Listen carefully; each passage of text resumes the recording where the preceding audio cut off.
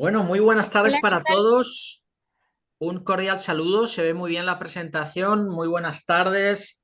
Eh, Empezamos este primer día de foro con empresarios familiares mexicanos, con ese enfoque que le dimos de aprendiendo de los mejores. Todas las empresas tienen algo que enseñar, en algo han sido las mejores o en algo han descubierto que podían haber sido las mejores, y con esa intención de aprender iniciamos este foro. Doy la palabra a Marlen Sánchez, que va a presentar a nuestro primer invitado. Sí, buenas tardes a todos. Pues hoy tenemos el honor de iniciar con la ponencia de José Gabriel Rivera Delgado en este foro de empresas familiares mexicanas. Gabriel es el jefe de archivo histórico del estado de Baja California y nos acompaña el día de hoy porque vamos a hablar sobre la historia familiar de la cigarrera Baloyán y su fundador, Cirac Baloyán, un visionario empresario que tras llegar como refugiado a Tijuana, transbordó la ciudad con su espíritu emprendedor dentro de la industria tabaquera. Entonces, les invito a escuchar y conocer cómo fue el impacto que marcó el desarrollo económico y social en Baja California y pues también los retos que enfrentó el protagonista de esta historia. Entonces, por favor, demos la bienvenida a virtual a Gabriel Rivera Delgado. Muchas gracias, Pablo. Muchas gracias, Marlene. La verdad que es un gusto y un placer poder participar en este foro. Muchísimas gracias por la invitación. Y antes de empezar mi exposición, quiero dar una introducción sobre el personaje de Cira M. Baloyán. Fue un personaje que dejó una huella en el devenir histórico de Tijuana por su destacada trayectoria en el desarrollo socioeconómico de la ciudad, por sus significativas contribuciones al mejoramiento de Tijuana, de sus instituciones, pero sobre todo de sus habitantes. Baloyán constituyó empresas que fueron parteaguas en el desarrollo industrial y comercial de la región. Por ejemplo, realizó aportaciones significativas en obras de beneficencia pública y privada. Por cierto, apoyó muchísimo al CETIS Universidad desde sus inicios en Tijuana en los años 70.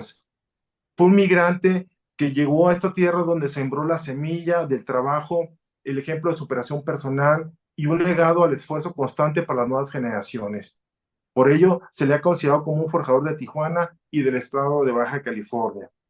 La siguiente, por favor.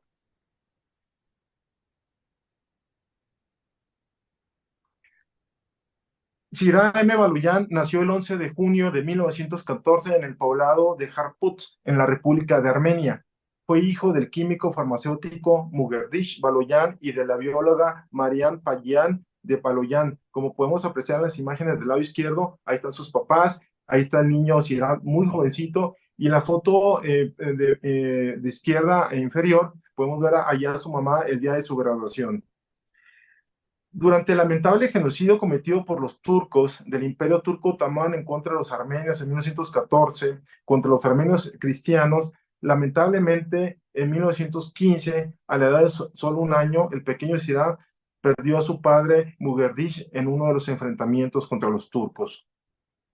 A los 8 años, y junto con su madre Marián, su tía Flora y su abuelo materno Sarkis, emigraron a América.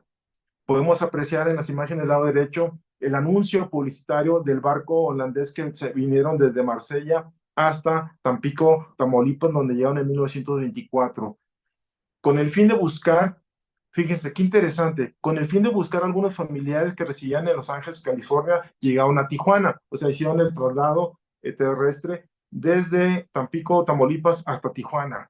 Y llegaron en 1924.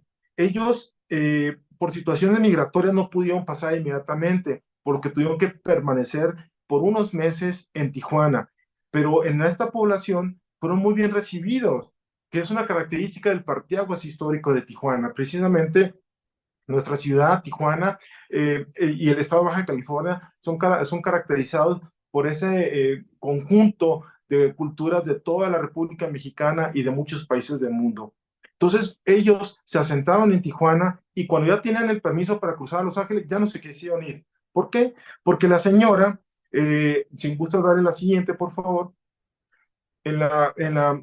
mientras se solucionaba el problema migratorio para cruzar y en la imposibilidad de su señora madre de desarrollarse en el ámbito profesional, por cuestiones técnicas de esa incipiente Tijuana, donde no había una institución donde la señora María, que era bióloga, pudiera desarrollarse, pues ella, como una forma de sustentar a su hijo, a su familia, y con un espíritu emprendedor y visionario, estableció en 1924 un pequeño comercio de abarrotes denominada Toma y Daca, ubicado en la esquina de la calle Tercera y hoy Mutualismo. Allí, el pequeño Sirac tuvo que trabajar apoyando a su madre en los diversos quehaceres propios de una tienda de abarrotes, pero al mismo tiempo realizó sus estudios primarios en la Escuela Miguel F. Martínez, que por cierto se acababa de inaugurar en ese año 1924 por el gobernador Abelardo L. Rodríguez. Las materias, para que se den una idea, qué tipo de materias desarrollaban los niños de esa época, o sea, hace 100 años, quiero enumerarlas. Ellos fueron lengua nacional, aritmética, ciencias naturales, geografía, geometría, historia, educación cívica, dibujo, canto coral, ejercicios físicos y trabajos manuales. Por cierto, el pequeño niño, en su primer año de estudios en 1924, obtuvo el primer lugar de aprovechamiento y en el segundo grado, en 1925, sacó el segundo lugar. Aquí podemos ver unas imágenes, precisamente del lado izquierdo, es una fotografía emblemática de Tijuana 1924 del señor Kingo Nonaka que tomó, y ahí podemos apreciar el número 1, la escuela, no, en la número 1, donde vivía la familia Baloyan, no estaba en la toma tienda de Draca, y en la número 2, la escuela, o sea que estaba a 2 cuadras de distancia. En la parte de abajo vemos el grupo de niños cuando se titularon con su profesora Josefina Rendón Parra. Y el lado derecho vemos las calificaciones precisamente de 1925 y abajo la escuela de esa, la imagen de esa escuela tan simbólica para Tijuana. La siguiente, por favor. Cuando estudiaba de niño, su mamá lo llevó con el señor Enrique Aldrete para que trabajara por las tardes en la tienda 5 de Mayo, como podemos apreciar en la imagen del lado izquierdo en la parte superior, que se ubicaba en la calle Segunda, en pleno zona centro de Tijuana. De hecho, vivían a 3 cuadras de esa tiendita. El señor Aldrete, después de ver que el niño si era tan listo para trabajar, decidió pagarle $5 al mes. Como cosa curiosa, con el transcurrir de los años, don Sirac, al establecer su empresa Almacenes Baloyan y compañía, le vendía diversas mercancías por mayoreo, pero ahora a la tienda de don Enrique. O sea, lo curioso, de niño era un trabajador que andaba limpiando, que andaba acomodando, andaba surtiendo los anaqueles, pero 15 años después ya, fue al revés. El joven Sirac distribuía materiales a esa misma tienda 5 de Mayo. Hay que mencionar que en la tienda Toma y Daca, el joven Sirac compartió no más los quehaceres del negocio, sino que también la obligación de llevar a cabo una empresa en crecimiento, siendo así como en este momento de la vida de Sirac se le implanta la semilla del trabajo, cualidad que se traducirá en el éxito empresarial de su vida. A los 16 años, Sirac estaría al frente de su tienda y con el entusiasmo y dedicación que le caracterizaban, supo pronto hacerla prosperar, siendo muy popular entre los vecinos de aquella época. Por cierto, en un anuncio publicitario de la revista El Hablador que publicaba el señor Guillermo Medina Amor en Tijuana, en su edición de 1937, se anunciaba de la siguiente manera, cito, Toma y Daca, distribuidor exclusivo de estos productos Best Food, la mejor mayonesa. Dominó, cigarros suaves que encontrará en todos los comercios por solo 25 centavos moneda nacional. Cierro la cita. Como ustedes pueden ver en estas imágenes que pudimos encontrar, vemos allí al joven Sirac en el interior de su tienda. Pueden ver la nutrida cantidad de cajas que vendía o que estaban al servicio de la comunidad tijuanense. En la parte de abajo, pues vemos allá al joven Sirac, a su mamá, a su tía y al señor Tombolián. De mano derecha, en la parte superior, vemos la hermosura de esa tienda. Es una tiendita, pero con características muy propias de las construcciones de madera de esa época. Por cierto, todas esas construcciones se adquirían en San Diego y se las traían y las colocaban en Tijuana. Eran casas que se movían. En la parte de abajo vemos precisamente el anuncio que les mencionaba ahorita del periódico El Hablador. En la siguiente, por favor. Para 1939, con varias representaciones alimenticias y nacionales, y sobre todo de cigarrillos extranjeros, Sirac convierte Toma y Daca, o sea, esa tiendita de abarrotes, en los almacenes Baloyan, distribuidora de servicios alimenticios y surtidora de todos los comercios de la ciudad, entre ellos a don Enrique Aldrete, el que ya mencionaba con anterioridad. En una revista de circulación nacional Turismo, en su edición de 1942, insertó el siguiente anuncio de, cito, Baloyán y compañía, abarrotes al mayoreo, representantes de fábricas, importadores y exportadores, calle Tercera, número 499, teléfono 284-J. Precisamente en estas imágenes vemos allí ese anuncio que les acabo de leer y algunas imágenes del tipo de vehículos que tenía la empresa ya Baloyán y compañía. En todas ellas vemos al joven Sirac y que él inclusive iba a distribuir las mercancías a Ensenada, Tecate, a Rosarito y a Mexicali. Ahí podemos ver una fotografía donde está en la Rumorosa, que precisamente se tomaban para la foto del recuerdo y que nos muestra esas veredas únicas de la Rumorosa yendo hacia Mexicali. La siguiente, por favor.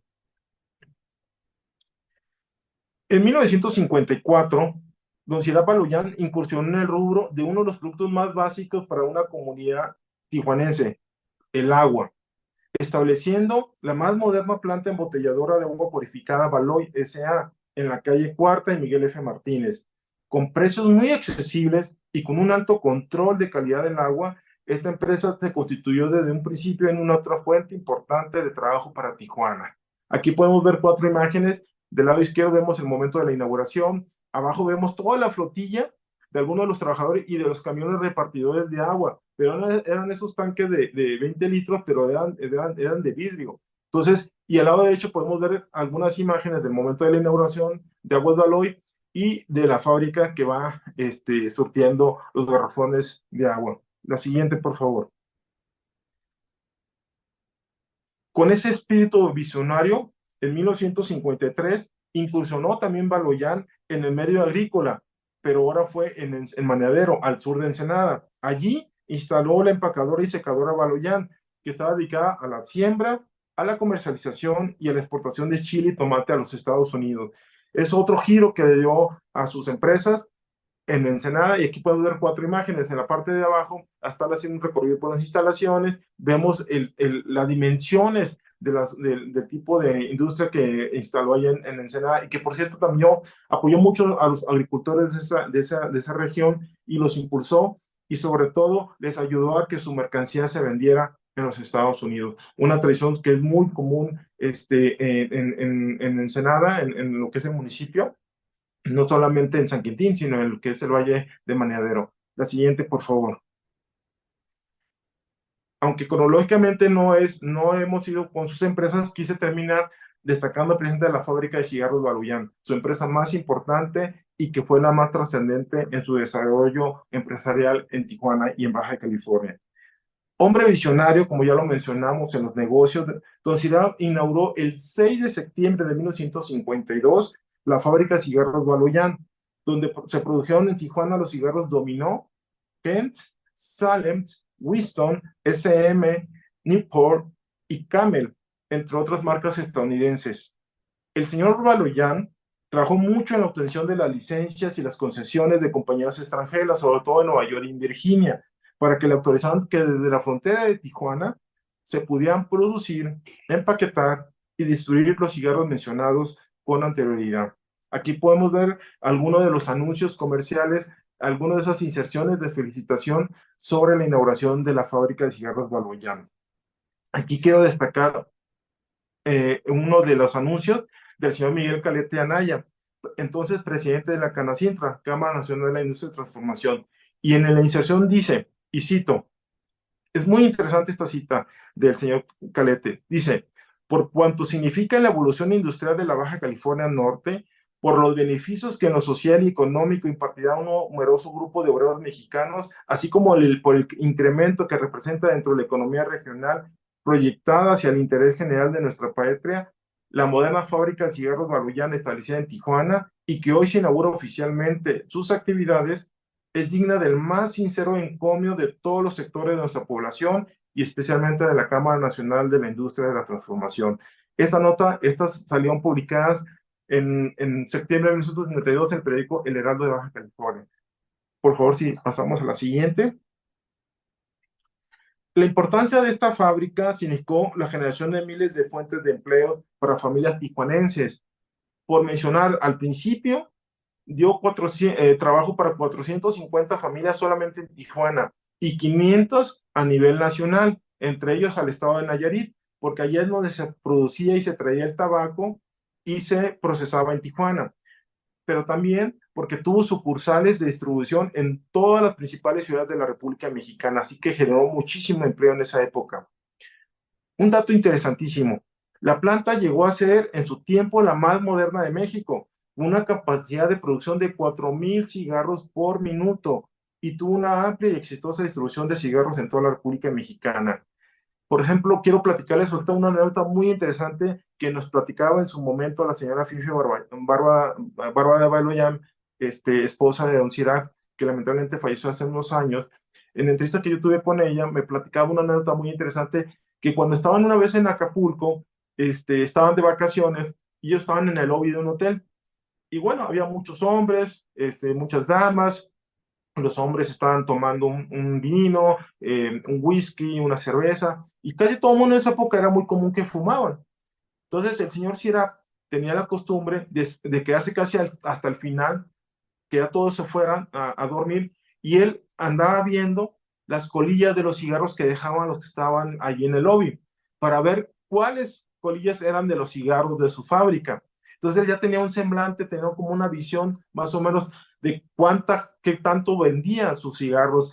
Claro que la gente no sabía que él era Cirac Baloyán, dueño de las fábricas de los cigarros que se producían acá en Tijuana. Entonces, una anécdota que creo que es muy interesante para detectar la visión del personaje. Bueno, debo mencionar que cuando Baloyán inauguró la fábrica, la tuvo que hacer amparado contra el gobierno federal, porque ya se imaginarán ustedes que las grandes compañías tabacaleras de la época, sobre todo Industria Cigarrera del Águila, que era una empresa monopolizadora de la producción de tabaco en el país, le pusieron muchísimas trabas burocráticas, administrativas, pero don Cirac lo puso a funcionar sin permiso oficial y al poco tiempo, por supuesto, después de una guerra burocrática con la Ciudad de México, la regularizó y empezó a funcionar normalmente. La prensa de la época, que ya mencioné, el Heraldo de Baja California, editado por Rubén de Luna en Tijuana, la definió de esta manera, y cito: orgullo de la industria regional y un nuevo eslabón en la cadena de realizaciones progresistas de nuestra entidad. Fíjese qué interesante descripción. Cierro la cita. De estos anuncios que les mencionaba, fueron 28 empresas, comercios y negocios que publicaron las inserciones de felicitaciones a la fábrica. Entonces ustedes verán la trascendencia de ese momento histórico de la economía tijuanense. La fábrica funcionó con gran éxito hasta 1970, cuando don Cirac tuvo que venderla a un grupo de empresarios estadounidenses, los cuales no supieron sostenerla con la misma visión y empuje que tenía don Cirac. Ellos la tuvieron que cerrar a finales de la década de los 70. Aquí hay un dato interesante que destacar. Don Cirac no la vendió y no se la dejó a ninguno de sus hijos porque todos eran pequeños, eran muy jóvenes como para que pudieran administrar este tipo de empresas. El mejor ejemplo es que estos empresarios estadounidenses no pudieron sostenerla. En sus últimos años, don Cirac se dedicó por completo a su familia y a sus amistades, apoyando proyectos educativos y de filantropía social. Lamentablemente para la familia Baloyán, don Cirac fallece de un ataque cardíaco el 24 de abril de 1992 en la población vecina de Chula Vista, California, pero sus restos mortales descansan en su tierra querida y adoptiva que fue Tijuana. Para terminar, y como un homenaje póstumo a su memoria y a su legado a la ciudad de Tijuana y a su estado de Baja California, en el año 2000 se le reconoció como forjador de Baja California por la Fundación Acevedo SCB, que encabezaba el licenciado Corrado Acevedo Cárdenas. En noviembre de 2007, el Ayuntamiento de Tijuana le asigna su nombre a la antigua calle Pío Pico y le asigna por su nombre de Cirac M. Baloyán. En 2012, el Archivo Histórico Municipal de Tijuana del Instituto Municipal de Arte y Cultura le organizó una exposición homenaje sobre la fábrica de cigarros Baloyán, y en 2010 su servidor, con apoyo de la señora Afife, publicamos un libro titulado Hablar de Cirac M. Baloyán es hablar de Tijuana. Si quiere darle la siguiente, podemos ver en las siguientes imágenes varias, bueno, aquí están las cajetillas originales de varios de los cigarros que se producían en Tijuana. Todos eran concesiones de empresas estadounidenses, pero se producían en Tijuana y se distribuían en todo el país. En el lomo de cada una de estas cajetillas que logramos rescatar de un señor Miguel Ángel Pérez, ahí dice precisamente producido en Tijuana, fábricas de cigarro Guanayán, Avenida Quintana Roo. La siguiente, por favor. Aquí vemos anuncios publicitarios, por como de ese tipo de empresas pagan mucha publicidad, don Cira pues no era lo menos. Él pagaba publicidad en los periódicos de Ciudad de México, en Guadalajara, en Monterrey, en varias partes de la República. Así que vemos aquí más dos ejemplos para que ustedes puedan ilustrar. Y el lado derecho, lo interesante es que dice, otro de los pioneros de la industria de la Baja California, Ciudad Baloyán, ¿verdad? Y dos anuncios del cigarro SM y de Dominó. La siguiente, por favor.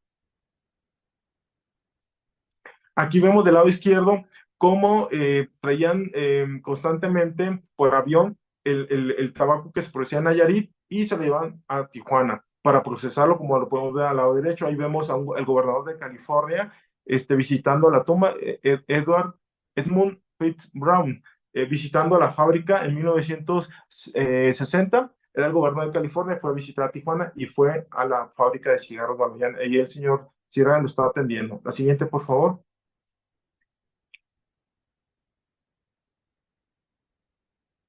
Aquí podemos ver algunos, bueno, como empresa organizaba concursos de radio, de televisión, promovía diversas actividades para promover sus cigarros, ¿no? Inclusive utilizaba toreros para que promovieran el cigarro. Ahí podemos ver a algunas de las empleadas produciendo los tabacos. Del lado derecho podemos ver entonces el presidente Adolfo Ruiz Cortines visitando la fábrica. Y abajo el gobernador Eligio Esquivel Méndez dentro de una sesión de los industriales de la Cámara de la Industria de Transformación allí en Tijuana. La siguiente, por favor.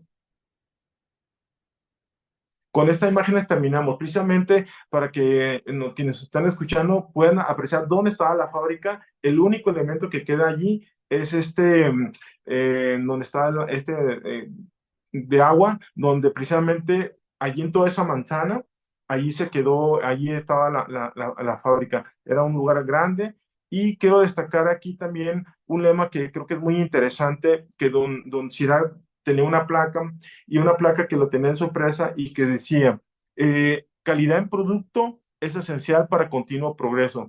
Esa placa era como un mensaje para sus trabajadores, sus colaboradores, y hoy lo conserva su familia.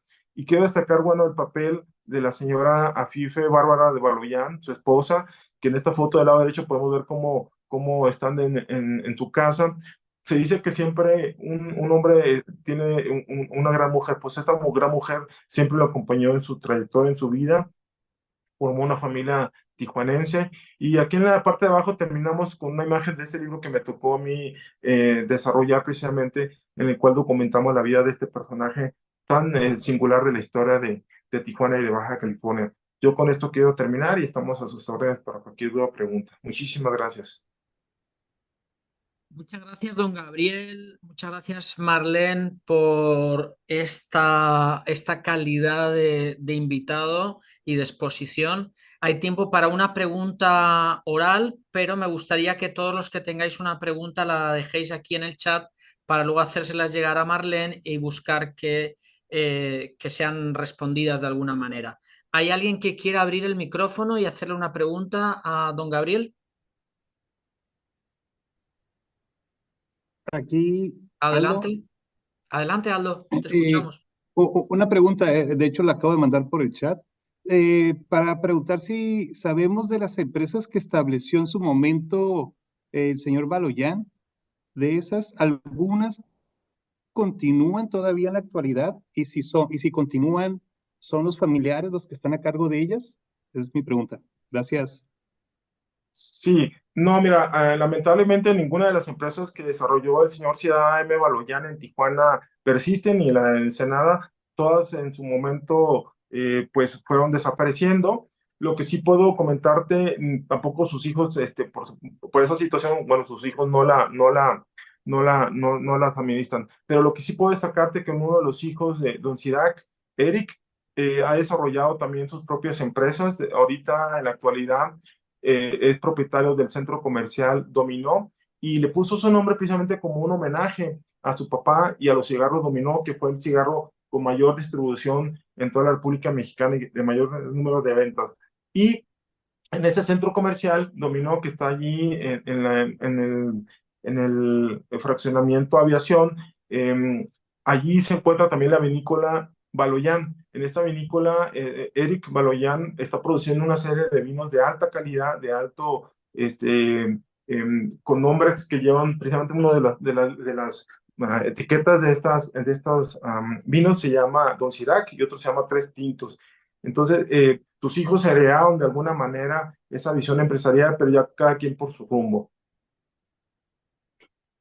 Por aquí alguien pregunta que si tiene que ver con Casa Baloyán. Sí, por supuesto. Este es uno de las cuestiones que mencionaba precisamente que su hijo Eric es el que es propietario de la Casa Baloyán en la actualidad.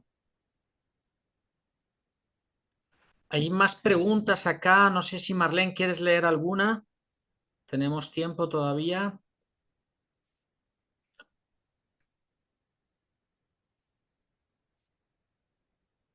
Don Gabriel, yo tengo una pregunta. ¿Cómo fue ese proceso de venta? ¿Por qué tuvo que vender? ¿Por qué eran tan jóvenes? ¿Por qué vendió siendo tan jóvenes sus hijos o sus familiares? ¿Tenía hermanos? ¿Tenía sobrinos, hermanos mayores, hermanos pequeños? Porque generalmente en empresa familiar lo que se busca es que quede dentro de la familia e incluso si toca vender, intentar vender a alguien de la familia. En su investigación, ¿tenemos algún dato más que ilustre ese momento tan difícil, ¿no? En la historia de Baloyán? Sí, mira, bueno, sí hicimos un trabajo de investigación para documentar la historia de la familia y del señor Cirac, pero muchos de los datos nos los compartió la señora Afife cuando ella vivía, sobre todo por los años de 2009, 2010 y 2011. Y precisamente ella nos decía que, bueno, todos sus niños eran pequeños, eran adolescentes cuando don Cirac tuvo la decisión de vender la empresa. Sobre todo porque él ya para ese entonces, pues ya había hecho un gran emporio económico y pues decidió venderla, ¿no? Por aquí hay otro mensaje de Elvia que creo que es bien interesante porque aquí precisamente puede también dar respuesta a esta situación. Dice, tal vez sus hijos no heredaron las empresas de su padre, pero sí la habilidad de empresario. Casa Baloyán es un reconocida por su excelente vino. Exactamente. En el caso de la familia Baloyán o de Don Cirac, pues él tuvo la decisión de vender su empresa. Eran otras circunstancias, eran otras épocas. Por supuesto, la empresa estaba en un gran estima, en un gran reconocimiento a nivel nacional por la producción y la venta. Pero bueno, siempre es complicado a veces desde Tijuana o de Baja California seguir luchando a veces con estas empresas monopolizadoras a nivel nacional, ¿no? Como algunas de ellas persisten hasta el día y que por supuesto son empresas ya centenarias. Por aquí yo veo otra pregunta, no sé si también la podemos Efren comentar. pregunta justamente ¿cuál es el motivo que considera que fue el principal por el cual la familia decidió quedarse en Tijuana? ¿Qué considera que fue su visión en la entidad?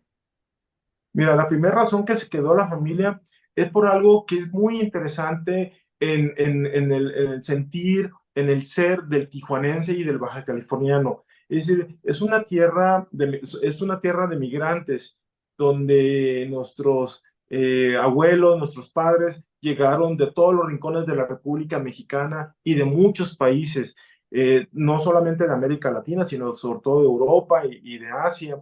¿Verdad? Entonces, Baja California y Tijuana en lo particular siempre, pues, sí sé que es la casa de toda la gente, es la gente que es la tierra que siempre te abre los brazos. Claro, eran momentos diferentes, estamos hablando hace 100 años, ellos llegaron en 1924, entonces, en ese entonces, en Tijuana había que hacer todo, pero también había la oportunidad de sobresalir, dedicándote con tiempo, con esfuerzo, con trabajo, pues para formar una pequeña empresa y después como una pequeña tienda de abarrotes, y de ahí surgió su capital para después emprender, transformarlo en esta empresa de distribuidora de Casa Baloyán y posteriormente la fábrica. Ahora, ¿qué considera que fue su visión en la entidad?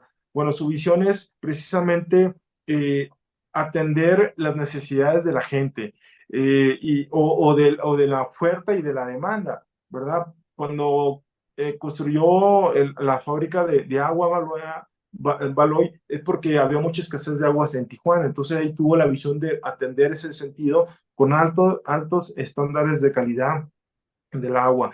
Cuando construyó allá en Ensenada su fábrica, es porque en Ensenadas y básicamente en Maniadero había mucha producción de tomate y chile, pero a veces esto se les echaba mucho a perder a los agricultores de Ensenada, de Maniadero fundamentalmente. Entonces él con sus relaciones con empresarios de Estados Unidos, pues logró hacer esta empresa y poder vender productos de Estados Unidos.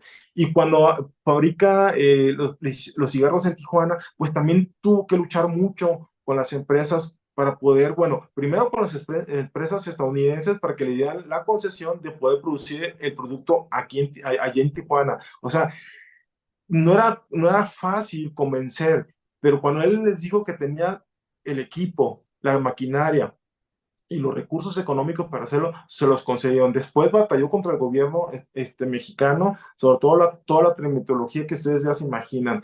Que hoy es fácil crear una empresa, pues sí, pero en los 50 no lo crean. Aunque él tenía mucho poder económico, tenía mucho poder político también con la gente que gobernaba nuestra entidad y nuestro país. Como ustedes vieron, venían los presidentes de la República y siempre estaban con él, y no sea los gobernadores y los presidentes municipales. Entonces, su visión fue esa, precisamente el nunca rendirse, el siempre luchar contra corriente, y también porque tenía una frase que su abuelo le decía: Chirac, nunca dependas de nadie, nunca trabajes para nadie, trabaja para ti solo. Entonces, esa visión de ser siempre el patrón y no ser el empleado, yo creo que eso fue una de sus visiones que le ayudó a emprender toda su trayectoria empresarial en Tijuana, empresarial y industrial en Tijuana y en Baja California. Don Gabriel, Rayeneri comenta, adelante Marlene, perdón. adelante. Rayeneri comenta en el chat que Sirac tomó la iniciativa ante situaciones difíciles como las trabas burocráticas y administrativas, y tomó decisiones cuando otros no se atrevían o bloqueaban, que un principio esencial del líder, y llegó a la ciudad con deseos de trabajar y en condiciones difíciles. Es correcto. Tijuana, en los años 20, un dato que quiero destacar en este sentido, en los años 20 Tijuana vivía del vicio, de la diversión, del juego, estaba en el contexto de la ley seca. Llega y pone en una tienda de abarrotes con atención a la comunidad tijuanense. En los años 30 pone esta distribuidora, y en los 50 va a construir una de las primeras empresas, perdón, una de las primeras industrias no dedicadas al juego.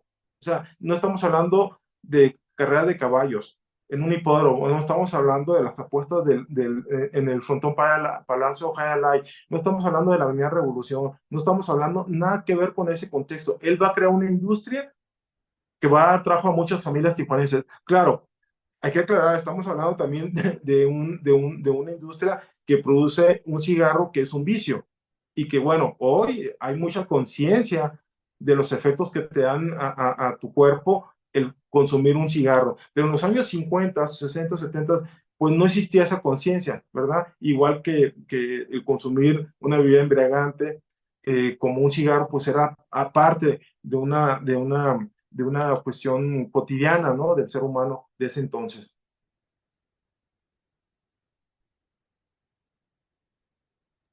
Don Gabriel, yo tenía una pregunta. ¿Qué más familiares tenía Chirac?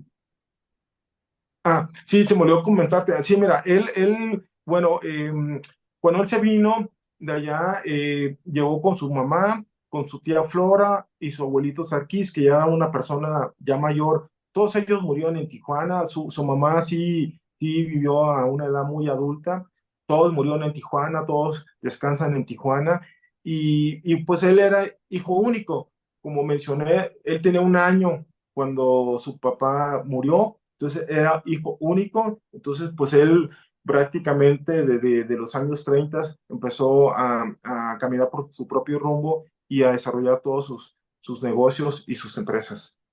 ¿Y alguno de esos familiares trabajó en la empresa? No, nomás su mamá fue la que la fundó en 1924, la tienda Toma y Daca, y el niño empezó, bueno, su tía Flora, claro, pues todos allí trabajaban en una empresa, era un comercio familiar.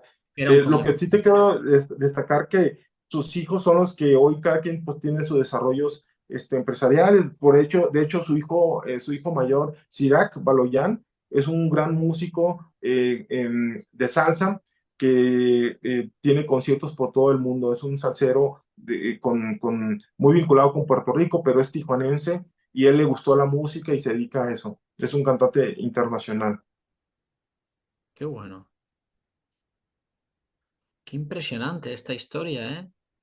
Sí, es un ¿Tienes? ejemplo, es un ejemplo de esos migrantes que llegaron a Tijuana en ceros y con la lucha diaria, constante, con el sudor de la frente, pero también con una actitud de ser positivo, ¿no? Ante cualquier situación que se da, porque déjame decirle, los niños en la escuela le hacían bullying.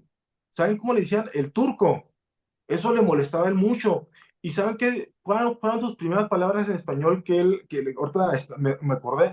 ¿Cuáles fueron sus primeras palabras en español que encontró, el que aprendió? Las groserías para defenderse de de sus compañeros de la Claro. escuela primaria de Miguel Ángel. Fue lo primero que aprendió de defenderse contra los niños mexicanos, ¿no? Y contestarles con ciertas groserías de la época, que no sabía cuáles son, pero su esposa platicaba, ¿verdad? Que en la escuela pues le hacían mucho bullying, lo que hoy le llamamos bullying, ¿no? Pero que le daban carrilla, como decimos allá en el norte, por le diciéndole el turco cuando sabían que no era turco, que era armenio, ¿verdad? Pero por los niños, pero finalmente él se adaptó a todas las circunstancias, quedó una ciudad, una población en ciernes, como era esa Tijuana de 10,000 habitantes cuando él llegó a convertirse en una gran personalidad. Yo tengo una pregunta, Gabriel. Comentabas que hubo un momento, pues, cuando sucede esa intervención de personas externas a la familia. No, ¿sabes si hubo algún intento por parte, ya sea de la nueva administración o de la misma familia, como para revitalizar la empresa antes del cierre definitivo? No, fíjate, yo no tengo ningún dato al respecto. La señora Fife, cuando me platicó el desenlace de esa situación, pues a don Cira sí le pesó mucho el vender su empresa, pero también son cuando a veces momentos de tu vida que te tienes que decidir y dedicarte de alguna manera a tu familia y a todo tu contexto social. Don Cirar le dedicaba todos sus días de vida a la fábrica, ¿no? Él recorría todo el país, personalmente, aunque tenía gente, tenía personas muy valiosas a su alrededor, eh, tanto en Tijuana como en varias partes de la República, él siempre andaba viajando y su tiempo era tiempo completo. Entonces, eso fue una de las decisiones que él tomó de vender la fábrica, y era multimillonario el señor, y decidió dedicarse a su familia y a sus hijos, ¿no? Afortunadamente, bueno, con ese sentido, ¿no? Entonces, no, la señora nunca me platicó más pormenores, porque también en esa época, pues la señora estaba en su casa, sí, Sierra le hablaba de sus negocios, de sus situaciones, por supuesto, pero a veces esas cosas, cuando platicamos del tema de la ciudad, me dijo, no, nunca me platicó esas cuestiones tan internas, ¿verdad? De por qué, cómo se dieron esas negociaciones, ¿no? Con estos inversionistas extranjeros.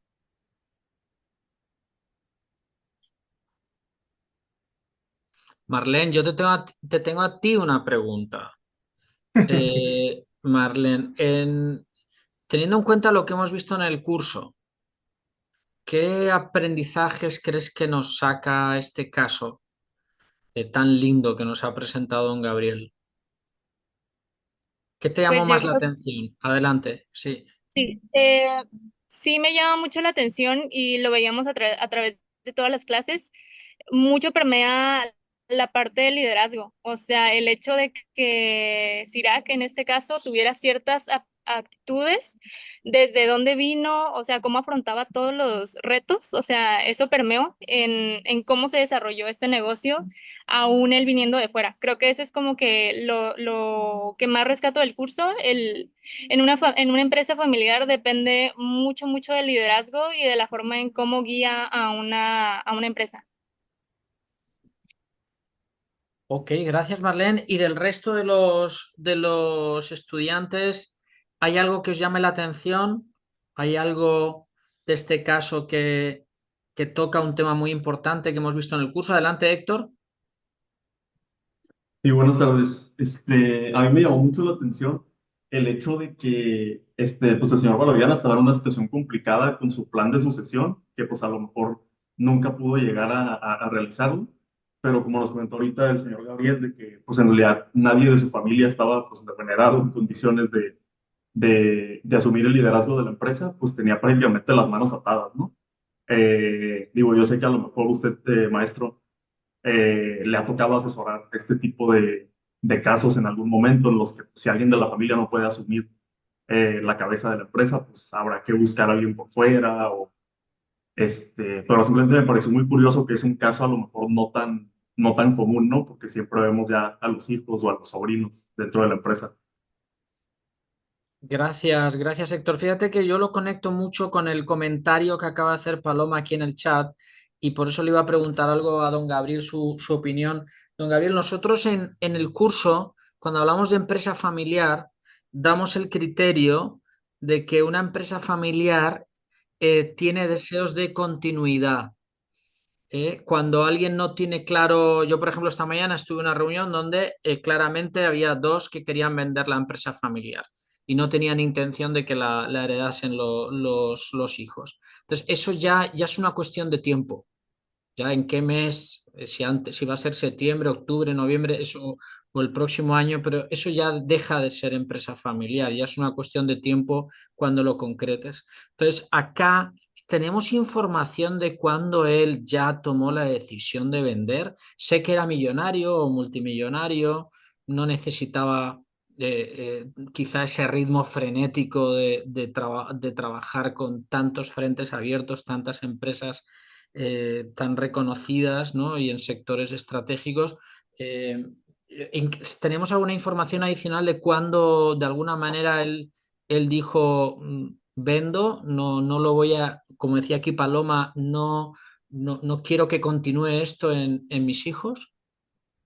Porque a veces, don Gabriel, Mira, lo que se hace es cuando los hijos no están listos, porque entiendo que dijo que eran menores de edad, pero hay muchos mecanismos para sortear eso. Pues durante 10 años traes a un externo que no es de la familia, te gerencia la empresa, te la hace más eficiente, te la hace crecer y cuando los hijos ya están preparados, pues quizá uno se quiere dedicar a la música, pero quizá otro no, como hemos visto, tienen la vena empresarial. ¿Tenemos alguna información adicional de cuándo él de alguna manera decidió que no continuara todo lo que él hizo en la familia?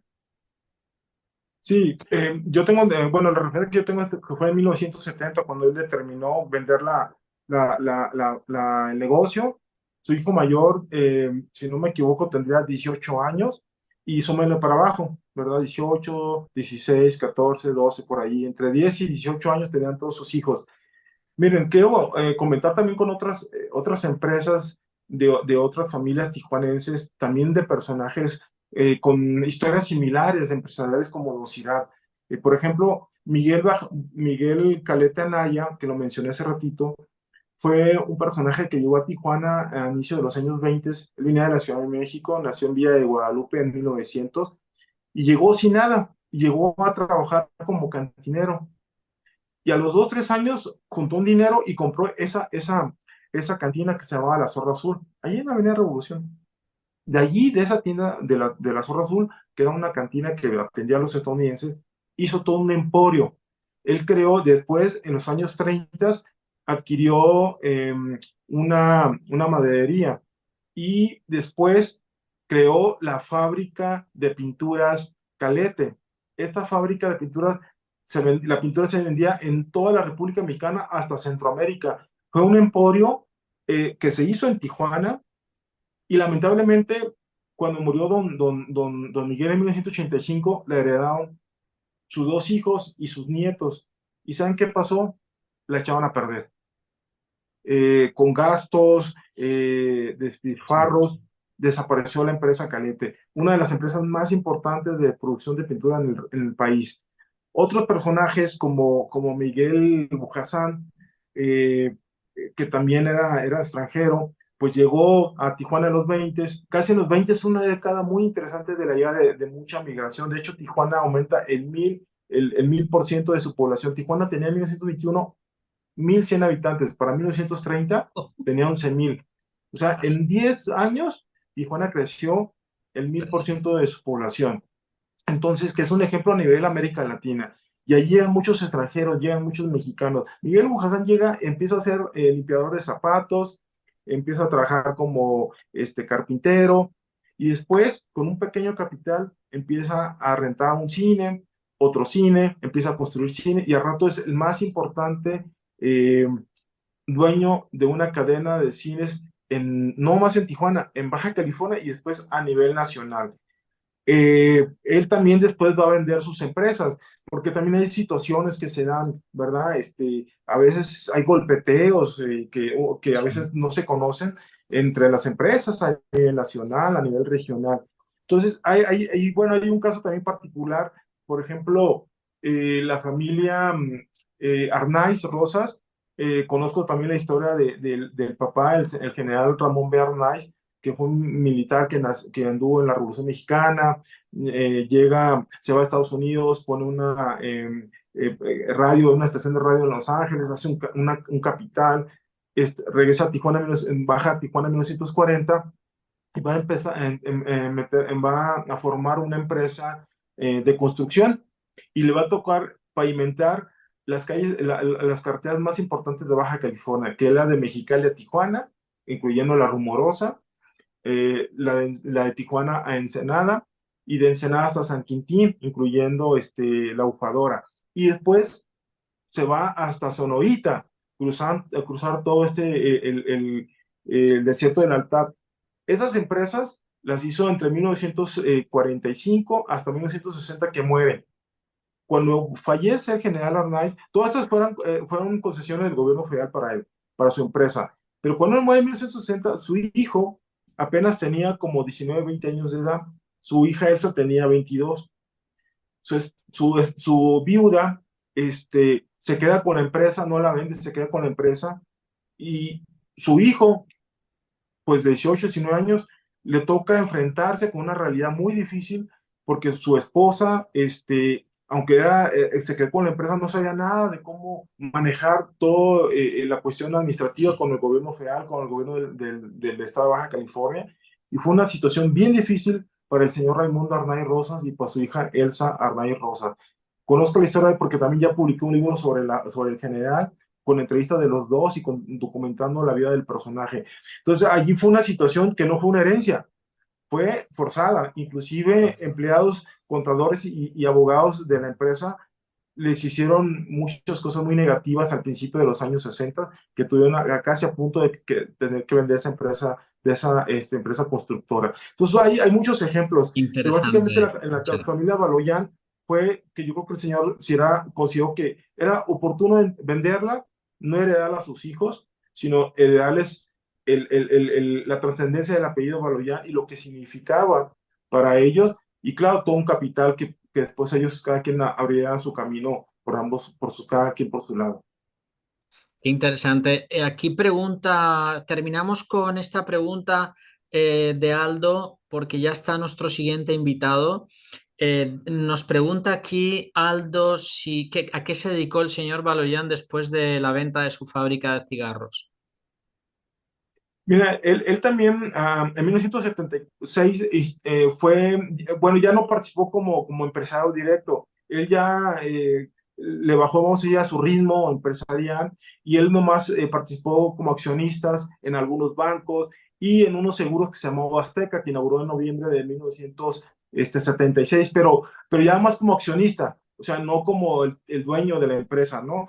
Pero básicamente se dedicó a su familia, a su esposa y a sus hijos, y claro, a sus amistades, porque él tenía mucha vida social. Y sobre todo, con eso quisiera terminar, él apoyaba, por los recursos que él tenía, era muy filantrópico, apoyaba todo tipo de causas social, cultural, educativa, académica. A su escuela Miguel F. Martínez la reconstruyó, le ayudó siempre. Al CET de su universidad, él siempre era uno de los principales empresarios. En la familia CETI se reconoce mucho a la familia Fimbres. pero hubo muchos empresarios que apoyaron económicamente con mucho dinero para construir lo que es el CETIS Universidad, sobre todo en esos tiempos muy difíciles de los años 70, cuando empezó el CETIS Universidad en Tijuana, por lo menos en Tijuana, donde él apoyó mucho. Pues era el primero que apoyaba con millones de pesos de esa época, ¿verdad? En el libro que publicamos hay varias fotografías donde está entregando los cheques de muchos ceros al Centro de Universidad para apoyar el impulso de la educación privada en Tijuana y en Baja California. Entonces, en la historia del CETI está reconocido el señor Baloyán, ¿no? Hay muchos empresarios que tuvieron esa situación, ¿no? Entonces él se dedicó a disfrutar así que de la vida y sobre todo de su esposa y su familia. Y eso fue más o menos del 70 hasta el 92 que él fallece. Marlene, qué interesante sería escuchar a sus hijos, la visión de ellos y cómo vivieron ese proceso y cómo lo interpretan a día de hoy.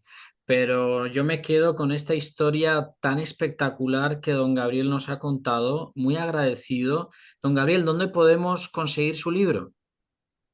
Bueno, el libro está agotado. Fíjense que solamente se hicieron 500 ejemplares en pasta dura, en papel cuché, tamaño carta.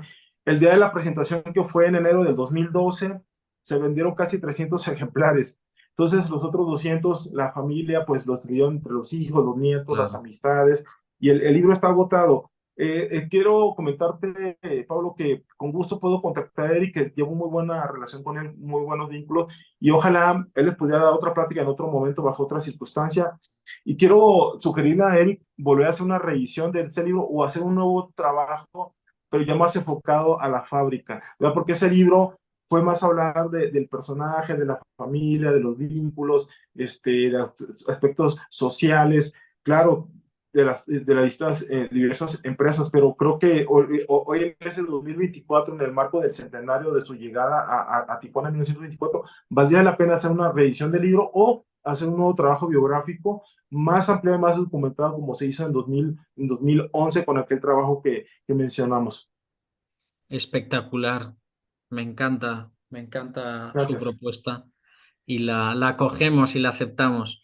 Gracias, don Gabriel, gracias, Marlene, por este espacio que has creado, por este invitado de tanta categoría Muchas gracias. profesional, cultural, unos datos muy valiosos que nos enriquecen a todos, ¿no?, en nuestra formación. Vamos a bueno, despedimos, ¿no?, con un aplauso, si os parece, acá a Muchas nuestro gracias. invitado, como es. Muchísimas gracias, don Gabriel. Seguiremos en contacto, ¿eh? Esta es la primera de Claro otras que sí. charlas, ¿eh? Con Sí, gusto. Yo es un placer siempre estar con ustedes y con gusto seguimos en comunicación, siempre a sus órdenes. Gracias. Felicitaciones por este foro. gracias, don Gabriel. Gracias, Mar.